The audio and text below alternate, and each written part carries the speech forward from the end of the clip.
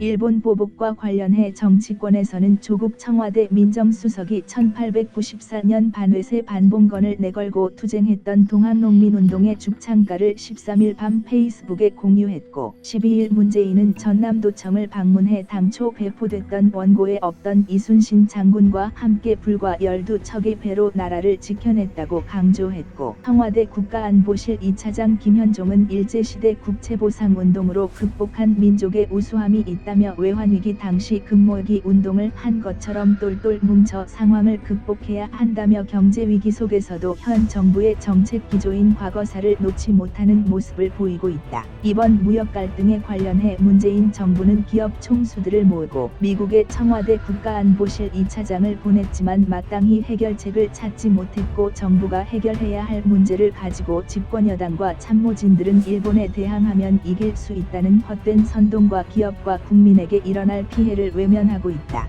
문재인 정부는 이번 무역 갈등을 통해 일본 경제 보복 이전 현 정부의 잘못된 정책에 따른 피해와 비난을 반일 감정을 통해 벗겨내려 하고 있고 경제 침략이라는 단어를 사용해 여당은 항일 투쟁, 야당은 친일 프레임을 씌워 그동안 있었던 정책 실패를 무색할 정도로 자신들의 정당함을 강조하고 있다. 일본의 경제 보복이 오래 지속될수록 국내 경제가 치명상을 입게 된다는 것은 분명한 사실인데 별다른 대책 없이 반일 감정만 가지고 WTO와 미국의 중재만을 기다리고 있는 게 과연 타당한 조치인지 생각해 보아야 한다. 현재 정부와 정치권에서는 아베 정권이 참의원 선거에 반한 감정을 자극해 지지자들의 표를 모으려는 행위로 간주하고 있지만 문재인도 반일 감정을 자극해 지지자들을 모으려는 행위로도 보아야 할 필요가 있다. 일본의 역사인식과 과거사는 타협할 수 없고 분명 비난받아야 마땅한 일이지만 국가 차원에서 국가의 이익과 맞바꿀 정도로 옳은 일인가는 생각해 보아야 한다. 현재 필요한 것은 일본과 싸우고 반일 감정으로 지지를 얻는 것이 아닌 외교적 해결책이고 반일, 불매, 탈일본은 그 다음 문제이다.